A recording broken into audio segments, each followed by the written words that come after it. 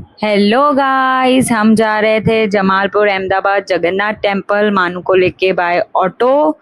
फिर हम मानू को लेके गए थे बाय बस। फर्स्ट टाइम मानू ने एसी बस में ट्रेवल किया, जो कि उसके दादू दादी उसको लेके चले थे। ये सोच रहा था कि ये मुझे घुमा कहाँ रहे हैं। फिर हम पहुंचे टेम्पल। ये टेम्पल की लाइन थी। हमारा मानू आगे दादू के साथ जा रहा है, क्योंकि जेंट्स और लेडीज की लाइन अलग अलग थी। देखिए मानू दिखा। फिर यहाँ की सिक्योरिटी और ये हमारा टेम्पल, आप दर्शन कीजिए। फिर हमारे मानू ने गैया के दर्शन किए। फिर हमारे मानू ने जगन्नाथ जी के भी दर्शन किए।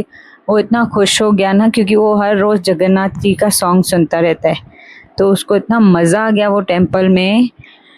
फिर हमारे मानू ने सोचा कि ये सामने कौन है कौन है कौन है। फिर हमने उसको आखिरकार हाथी राजा पे बिठा दिया। फिर हम प्रसाद लेके घर चले गए। Bye bye.